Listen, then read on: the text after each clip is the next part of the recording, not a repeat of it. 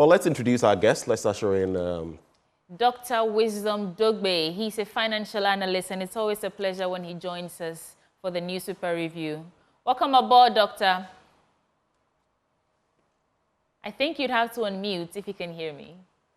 Yes, I can hear you. Can you hear me? Yes, good morning. Good morning. Thanks for having me again. Our pleasure, always. So just to kickstart the conversations, you have about a minute or two, as we do, to get into any topical issue that you have some reaction to. What's on your mind? Yeah. Sweetie, I think that this is actually completely different, right, from the major issues going on. But I think that the way cement prices have been surging, I think is a concern because it has significant implications for various sectors of the economy. If I recall correctly, the price of a bag of cement was about 30 cedis 2 or 3 years ago. And at this current price, I wonder how many folks would be in a hurry to build. And for those who are already building, right, this is just a burden and such an undue inconvenience on them. Evidently, the cost of construction is now even higher. And my fear is that it negatively affects the fight to ensure affordable housing in the nation. A lot of people are now priced out of building homes at this time. And for those who build, especially commercial properties, sweetie, they are forced to pass the cost down to the renters.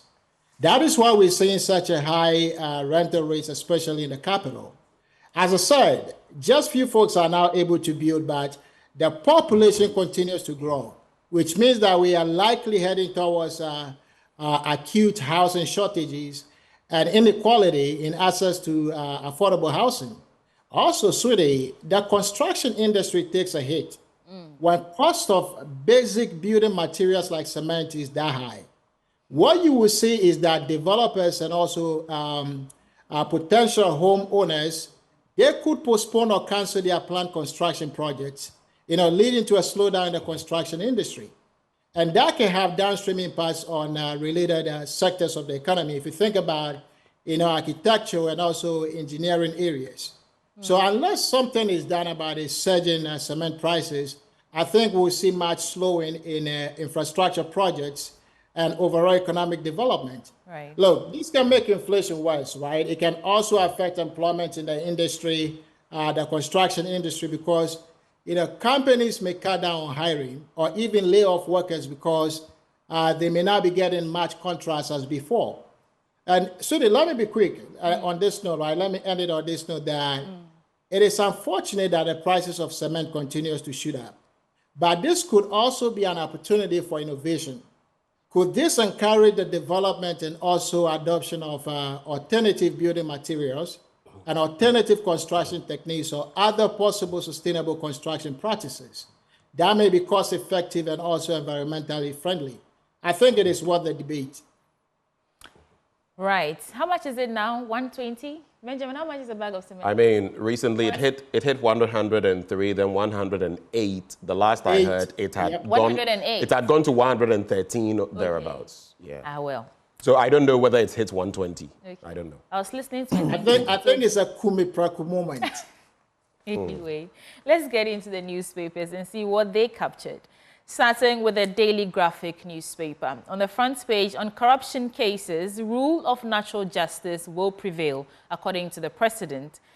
Use pulpit to preach peace, says a moderator. NDC 32nd anniversary, country needs urgent reset, according to Professor Opoku-Agyemang. And the Black Stars subdue stubborn wild beast. Let's start from what the president is saying about rule of natural justice prevailing in cases of corruption. And that story is on page 3 of the Daily Graphic. It reads, starts from here actually. President Nana Jane Opoku-Agyemang has given an assurance that he will always insist on due process and rule of natural justice in alleged cases of corruption involving state officials and all Ghanaians. He said mere allegations without evidence were not enough to merit condemnation of any accused public official. President Akufo-Addo gave this assurance when he inaugurated the Law House the Law House building complex for the Attorney General and Ministry of Justice in Accra yesterday. The 10-story structure, which commenced 24 years ago when President Akufo-Addo was Minister of Justice, has facilitated facilities for the Attorney General, suites for his 2 deputies, and a 2-tier basement as car parks. It also has 130 offices, a large conference room, a canteen, 2 libraries, rooms for pupils, interns and researchers, a kitchenette, and space for social gatherings. Let's hold on reactions for that. Let me quickly run through the Daily Graphic newspaper and then we take reactions at once. Last civilian hospital in besieged Sudan City closed. Those are just some quick headlines on the international front. Professional bodies must stand out and be cautioned, and it's an editorial. Living, dying for food, addressing precarious lives of forest farmers' communities. This story is on page 7 and I want to get into it. Many people living within and around our forest reserves face persecution, eviction and prosecution from a redundant colonial forest policy. This precipitates the urgent need for a national debate on sustainable and equitable alternatives. Quote, "Our directive is that you pull down every structure you have established in the admitted farm section of the forest reserve. Otherwise, we will demolish the structure and prosecute you in court," read a warning letter from the Forest and Wildlife Authorities to Kojo and his families. Quote, "This cottage and farming are all I know. My parents lived here. All my children were born here. Where should I go?" Kojo asked. I think this is a story about an issue going on between someone being evacuated from their residence, which is around a forest farm. Anyway, let's continue. Macron takes huge risk with surprise election. 6 candidates approved to run for president of Iran. When 2 kings meet. This is talking about the Otunfo Tutu and the Gamanche Nitakite Kochu II and their historic meets over the weekend, which many are calling historic. And I've seen some comments on social media as to why the Gamanche was seated and the Asante King was seated and the Gamanche was standing to greet him. But anyway, we'll get into that where we get there. On the NDC's 32nd anniversary, country needs urgent reset, Professor Opoku-Agyemang is saying. Now, the running mate of the National Democratic Congress, Professor Naana Jane Opoku-Agyemang, says the country needs, the country needs an urgent reset to address current national development issues as the NDC marked its 32nd anniversary with a flag-raising ceremony in Accra. She said the current trend, where one political group came to clean and another came to destroy, had dealt a severe blow to the country's progress. Quote, "The country will have to be reset so that we stop this back and forth. If one group comes to clean and another comes to destroy, how can we make any progress as a country?"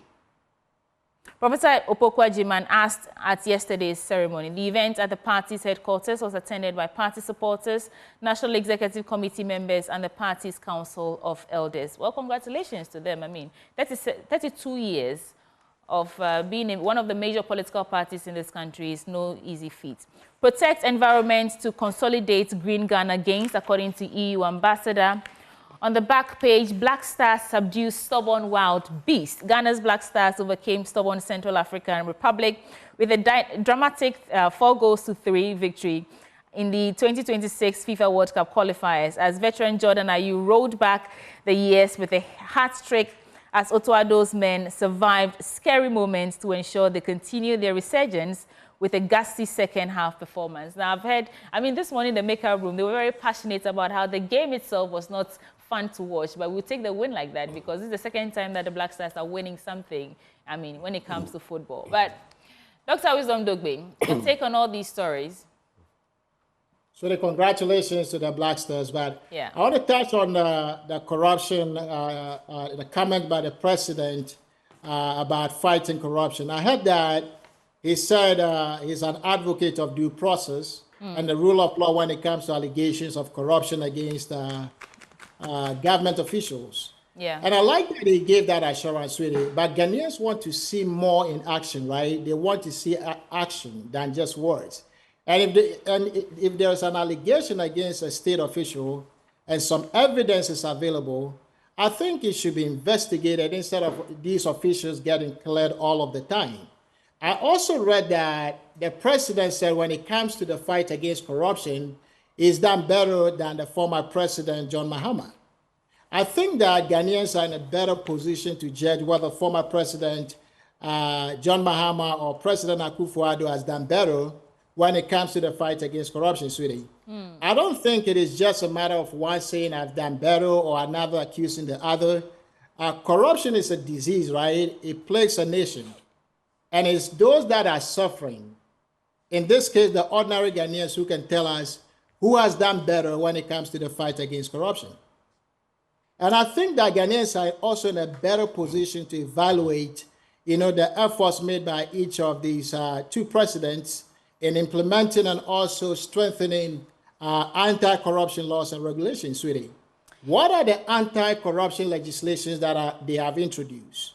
What reforms, right, have they initiated and implemented to enhance transparency and accountability and integrity in government institutions? How are government contracts being awarded, sweetie? We hear about SML, Infraco, and so many other contracts that are awarded, under quite pretty suspicious conditions. All of these are big money contracts, but they are sole sourced, which raises questions about transparency and accountability. And these are measures of corruption. So I'll tell you this, the good people of this country, Ghana, right, can also be the judge because they are able to tell us which of these two presidents has issued or pursued, sound measures, to establish and strengthen institutions that are responsible for fighting corruption. And I'm talking about institutions like the OSP and the EOCO. And when it comes to properly investigating and prosecuting corruption, again, Ghanaians can be the judge and examine the track record of both JM and Akufo-Addo. What is the number and significance of high-profile cases that they have been successful when it comes to pursuing? How impartial and effective was the judicial process? For high-profile corruption suspects, are they properly prosecuted, or almost all the time they are fully cleared of any wrongdoing? Let me just interject and say that yesterday, government spokesperson Prof Naana was speaking with Kojo Brace on Top Story, and he said that these cases that we are listing, Infraco, SML, Senate, Cecilia Dapa, some politicians taking advantage of the scholarship secretariat and all that, there is no evidence to suggest that there's been some wrongdoing that has been neglected. So maybe we are just going on and on about this, but really there's no evidence. And those were the words verbatim from Prof Naana, the government spokesperson. So if we give them evidence, then they'll prosecute the culpable people. Just for your... So yeah, I think that, and I appreciate that, right? I think the evidence here is this. You have contracts that are worth millions of dollars, right? And some of these contracts are multi-year contracts. I think the best way to do those contracts is to be very transparent and not source them from an individual or a single company. Let's look again at the level of transparency, right, and accountability that is demonstrated by these administrations. What measures, right, have they put in place, right, to ensure that transparency in this public procurements are actually taken seriously? We need to consider if JM or Nanado has been the most responsive when it comes to public demands for transparency into things like government contracts and public audits. And also how much, right, how much responsibility have they taken for things that have gone south under their watch? I will leave that for Ghanaians to judge. All right, let me do that. Benjamin? No thoughts. No thoughts? I'm okay. When I get in, I'll share some thoughts about it. Let me do the Daily Statesman now. The front page, Brunei-Ghana strengthening relations. This is in connection with Shirley Ayoko-Botchwey's bid to become Secretary General of the Commonwealth. 10-story law house commissioned. Yes, we just got into that. We hold you in high esteem. Ashanti chiefs assure Baumia. Abena Osei Asare launches election campaign in Etiwa East. Let's do the story. Let's get into the paper now and see which stories pique our interest. Ashanti Chiefs express high esteem for Dr. Bawumia. Members of the Ashanti Regional House of Chiefs have praised the Vice President and NPP flag bearer Mamudu Bawumia for being the first dignitary and non-member of Asanteman to visit them. They said this when Dr. Bawumia and his campaign team visited the Ashanti Regional House of Chiefs in Kumasi yesterday. Dasibra Osei-Bonsu II, the occupant of the silver stool of Asanteman, on behalf of Otumfuo Osei-Tutu II, stated, quote, "We hold you in high esteem, and we are delighted to have you. You are the first dignitary and non-member of the Asanteman to visit the Ashanti Regional House of Chiefs and to have our Queen Mothers seated before 9 a.m., Dasibra Osei-Bonsu said. Part of the Vice President's campaign tour to in the Ashanti region. NHIS covers 95% of diseases now. The spokesperson for Dr. Bawumia's campaign team, Dennis Miracles Abuaji, has pointed out that under the current government, 95% of diseases are covered by the National Health Insurance Scheme. He said this when he delivered the records of the NPP administration in the Next Chapter series over the weekend. He emphasized that this coverage had been achieved despite the challenges within the health sector and with the NHIS. Quote, "There are obvious challenges with the NHIS, but the achievements are phenomenal. As we speak, thanks to President Akufo-Addo and the Bawumia administration, about 95% of diseases have been brought under the NHIS. These include kidney diseases, childhood cancers, leukemia, and sickle cell, etc." Okay. His thoughts. Educhum Lord's Prempeh College for winning 2024 RoboFest World Championships. Will Ghanaians follow Europe's electoral trend in December 2024? That's an editorial. You can pick up the newspaper and read it for yourself.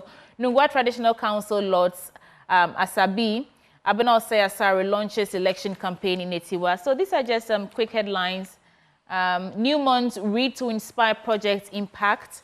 West African youth demand creation of innovation hubs. On the back page, Bawumia gifts Black Stars 500,000 Ghana cedis. Vice President Dr. Mamudu Bawumia has generously donated 500,000 Ghana cedis to support the Black Stars preparation for the 2026 FIFA World Cup qualifiers. Now, during his visit to the team's camp, Dr. Bawumia assured the team of the government unwavering support to ensure their qualification for the World Cup. Hence, that's generous donations. That's it for the Daily Statesman. Your thoughts now, Dr. Wisdom Dugbe. So I think the Black Stars have indeed made Ghanaians proud, right? And excited with yesterday's performance. Of course, there is still opportunity for them to improve, especially at the back, right? But at least the whole team got the job done as they fight for a place in the 2026 World Cup. If I recall correctly, Kudus mentioned that the team is focused on qualifying for the World Cup, regardless of how they perform. But I think we need to commend them on their performance. It wasn't the most spectacular, but they actually delivered, right?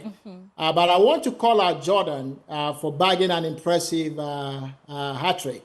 Great job to him and to the team. They did well as a team.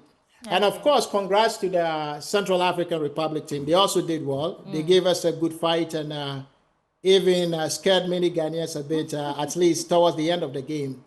And then I get to my point, your story that you read about the vice president donating money.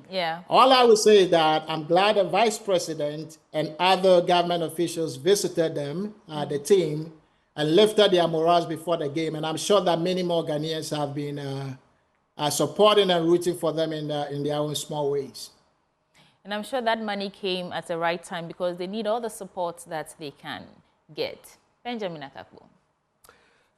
The only thing I'm going to add to that, first, congratulations to the Black Stars after that grinding victory they got.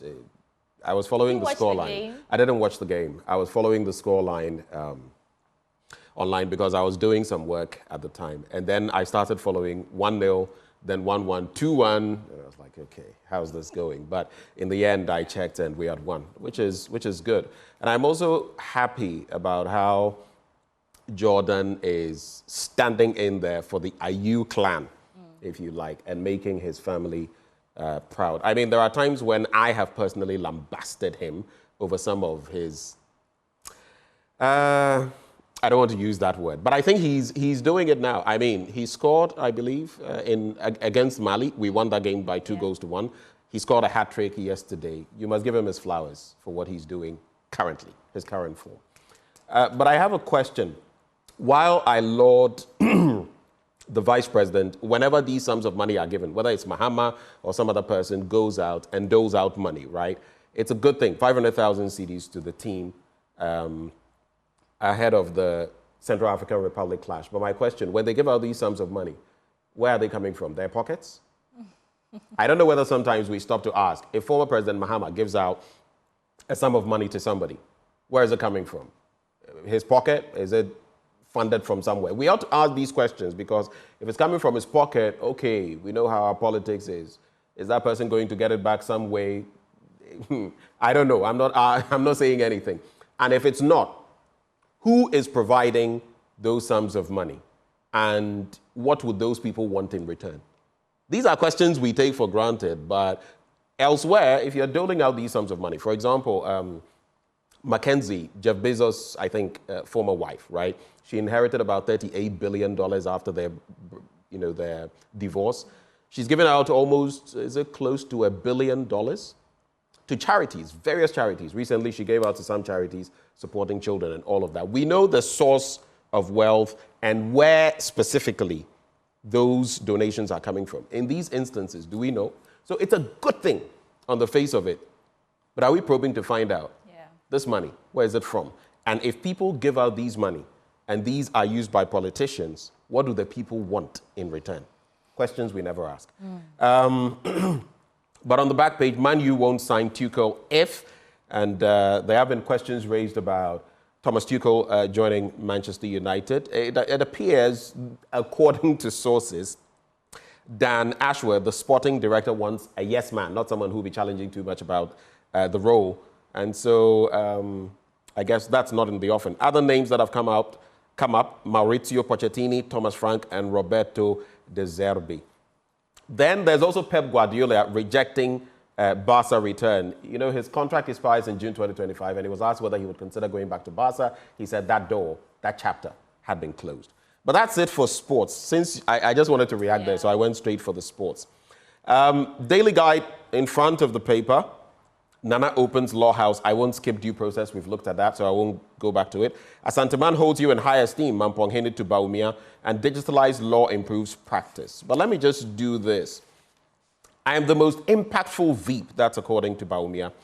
And presidential candidate of the New Patriotic Party, Mahamudu Baumia, has called on the people of Ashanti to vote for him in the December polls. He has been touted as the best vice president that the country has produced. That's per the analysis. He said he should be promoted to be the president. According to him, if someone passes with distinction in his class, the person is given a promotion. So it is time for Ghanaians to promote him to be president.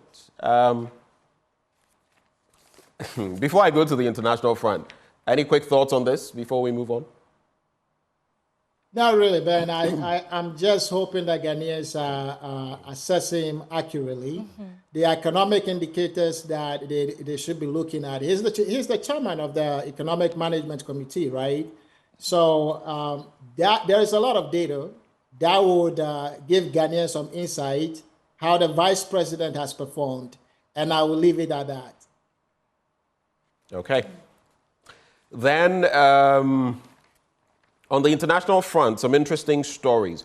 Israel buoyed by hostage rescue. So there's been a dramatic rescue of 4 Israeli hostages in Gaza amid efforts to try to get Israel and Hamas to agree on a ceasefire. It has raised questions over the impact it would have on reaching a deal, as mediated talks show no sign of a breakthrough.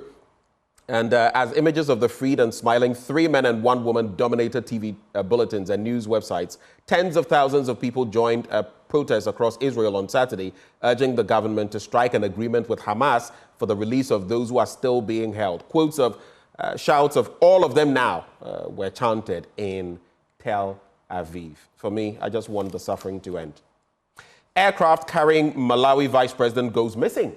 And this one is very interesting because the president has ordered a search and rescue operation after aviation officials were unable to contact the aircraft. It was supposed to land at the Mzuzu International Airport in the country's north just after 10 o'clock local time. And the Malawian, or the Malawi vice president's name, Saulos Chilima, and 9 others, they have just gone off the radar, off the charts, missing.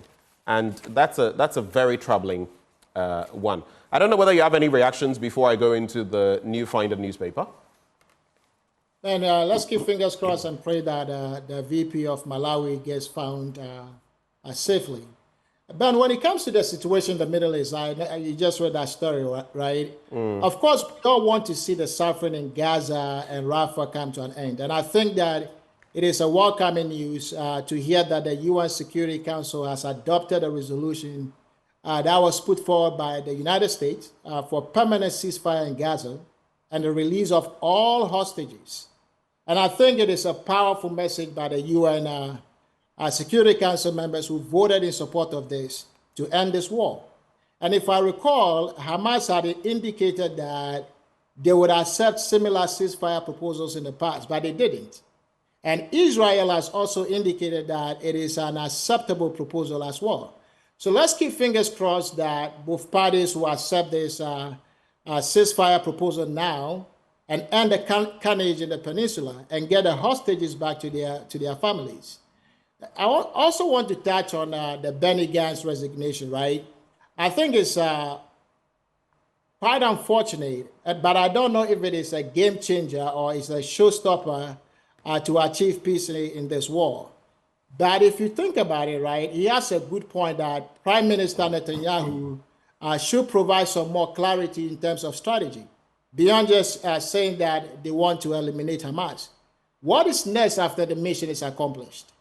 And then I was more concerned about escalating tensions in the region generally, right, especially between, even if you think about Israel and also Iran.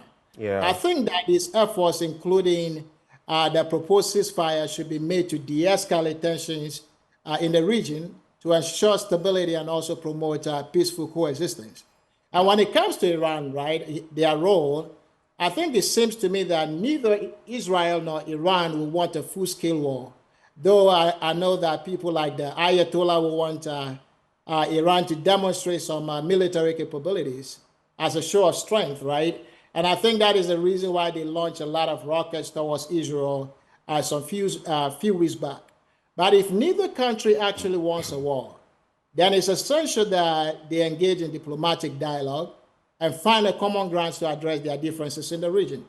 Again, it is good to hear about the ceasefire because I think that rising tensions in the Middle East, that can really create dangerous repercussions for the region at large. Even the humanitarian crisis created so far in this conflict with Hamas, Ben, with potential for more devastation if Israel continues a full-scale assault on places like Rafah, I think this is a crisis that is already overwhelming the region. So a continuous fighting, I think, will further worsen the humanitarian consequences in the whole region. So I think this is good news to hear about the ceasefire proposal that was adopted today. All right, let's get into the New Finder newspaper now. World Cup hopes alive as Black Stars beat Central African Republic in 7-goal thriller. New Finder newspaper, if you're going to use 7 and goal and likely put a hyphen in there, you shouldn't say goals. It doesn't work like that. Nanado Lords advanced digitization in new law house. NHIA to implement mandatory health insurance for all visitors to Ghana. I think I like the drive of Dr. Da Costa Abuaje and how he is putting some of these things forward. I hope we get the right funding to actualize all of them and ease the burden of most of Ghanaians who need to benefit from health insurance. But I'll do 2 stories. FRSP supplies highly subsidized 130,000 a day-old chicks to poultry farmers in Ashanti. And then I'll do something that I find very troubling. But starting here, selected commercial anchor poultry farmers in the Ashanti region have received about 130,000 day-old chicks, marking the first phase of the poultry intensification scheme under the West Africa Food System Resilience Program. This initiative, funded by the World Bank and ECOWAS, aims to revamp the poultry industry in Ghana and reduce the country's food deficit. The program provides input credit to beneficiaries, including approximately 160,000 day-old chicks, 180,000 kilograms of feed, and necessary vaccines. Additionally, farmers will receive training in best modern practices and climate-smart technologies within the poultry industry. And God knows, the poultry industry is one of where we actually do need a lot of help. The cost of feed is one, and the poultry industry has dwindled beyond imagination. From the 90s and where we were, I always reference Akoko Dako because he contested as a politician at some point. But the Dako farms and what happened and how we got here, and if you look at the number of imports we bring in when it comes to poultry, now we're even getting poultry from Brazil. Chicks and all of that from Brazil, meat, other places. Look at the distance. So how practical is it if we can have a market, niche market here to satisfy? And look at how much the many hundreds of millions we spend importing these products every year. No brainer. But just to add the story and take your reactions, and I say this on the back of the Amenfi East parliamentary candidate of the New Patriotic Party and what he said recently. I'll keep talking about it. Now, there's a response from the military also talking about the fact that don't dare, don't you even try it.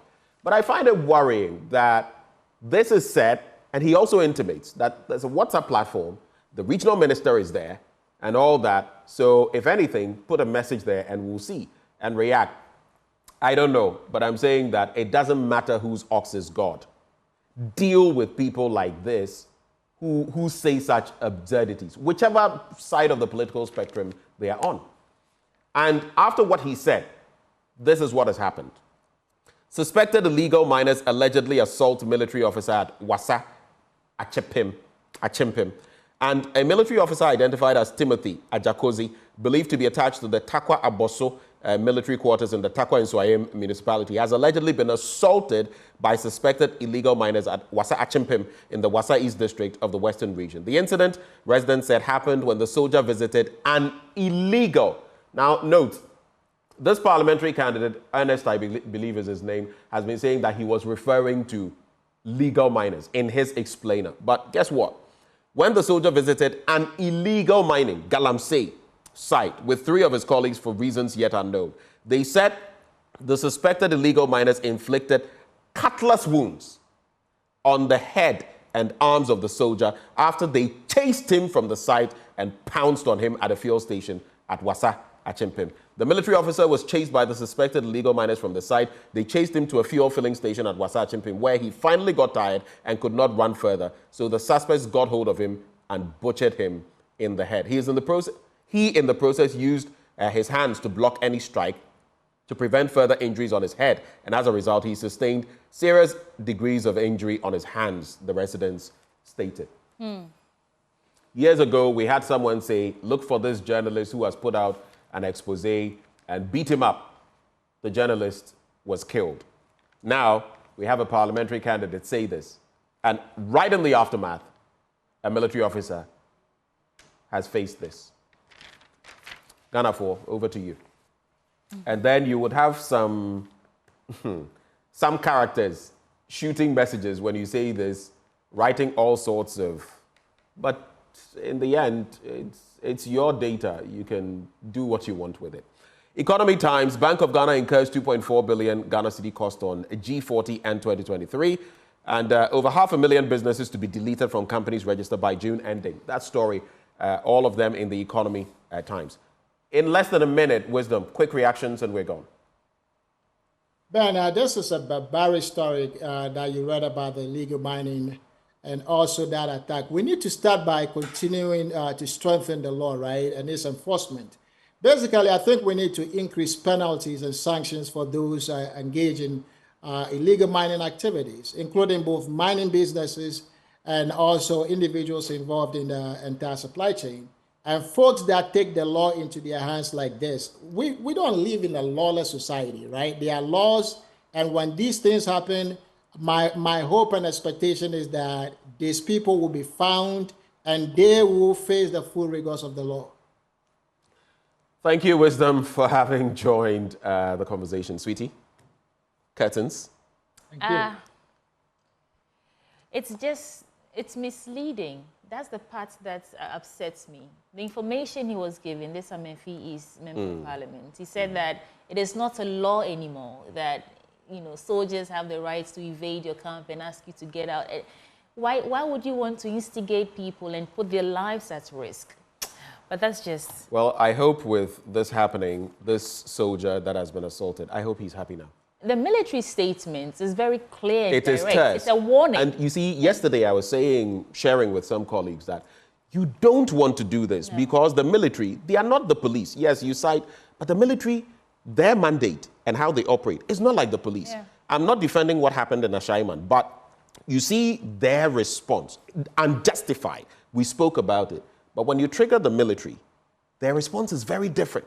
What would even come to your mind? For someone who wants to be a parliamentary candidate, who would be on security platforms in our country to say this, I don't know.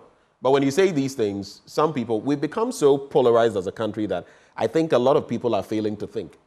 Like I just cited about these sums of money that politicians, NDC, MPP and others are doling out. Does anyone stop to ask, how do they get this money? This is how we end the newspaper review.